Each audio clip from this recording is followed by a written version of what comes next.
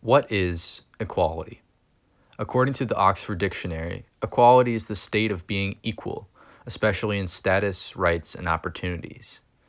We can look at equality a number of different ways in today's world. There's racial equality, religious equality, equality for people with disabilities.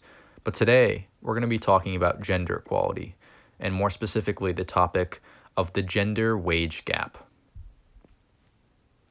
In order to talk about the wage gap, we have to firstly try to understand something monumentally important: feminism.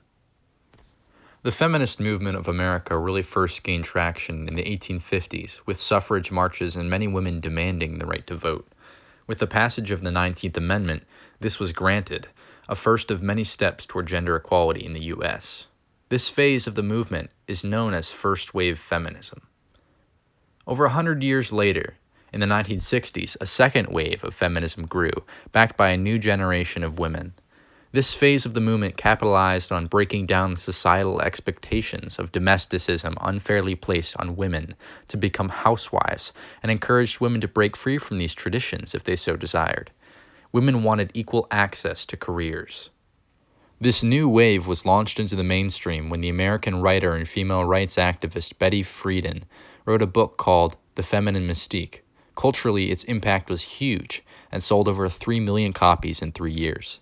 Betty's book capitalized on the idea that there was an unnamed problem that lay buried and unspoken in the mind of the suburban housewife: utter boredom and lack of fulfillment. The second wave yielded many positive results.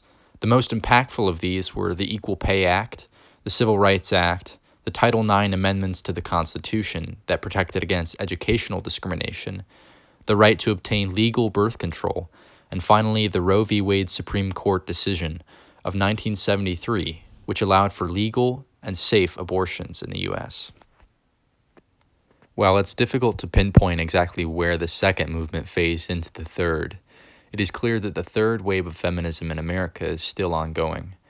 It has had many successes in recent decades, like the birth of the Me Too movement, exposing long histories of sexual harassment and rape, the push for body positivity, and decreased government regulations on birth control.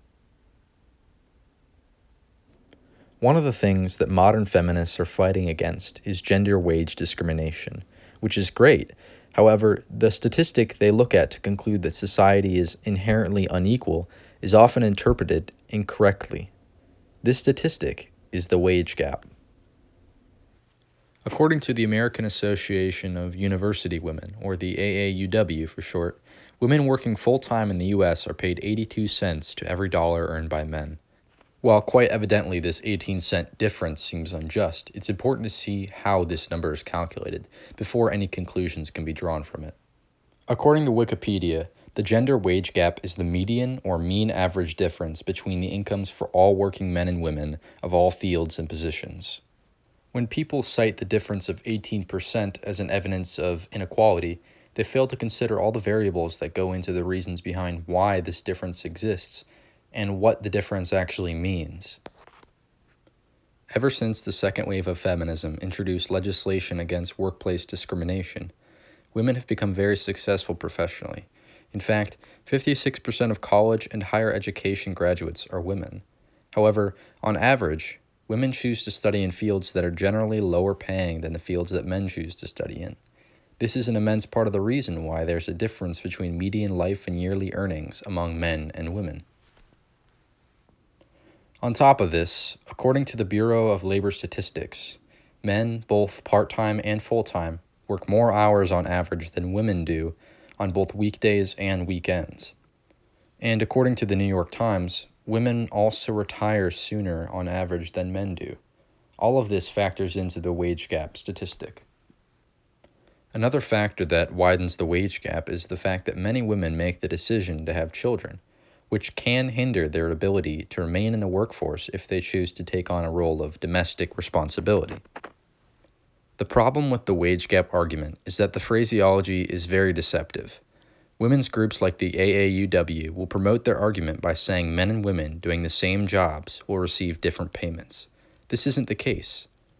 While this is not to say that gender workplace discrimination doesn't exist, the wage gap simply is not an indicator of this.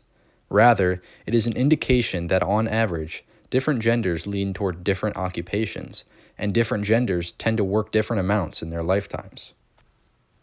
According to Business Insider, 76% of Americans believe that men control more wealth than women, but a new survey of Federal Reserve Board data reveals that women actually control 51.3% of personal wealth in the United States. This number seems more indicative of women's success in America than the wage gap could ever be. According to the AAUW article titled "The Simple Truth," pay equity will continue to be an AAUW priority until the gap is fully eliminated. This goal is confusing because the gap they are trying to close is not indicative of instances of gender discrimination. The goal of making earnings 100% even across the sexes is nonsensical. In America today, people are free to choose what path they take in life, and they do.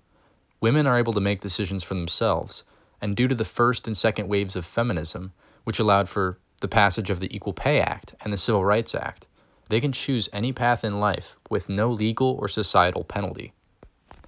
That very same AAUW article went on to say that male-dominated industries tend to have higher wages than industries and occupations made up mostly of female workers. This isn't because these industries are mostly made up of men, but rather because they're simply higher-paying industries. The simple truth is that the gender wage gap difference is a result of the arbitrary decisions men and women generally make as a whole.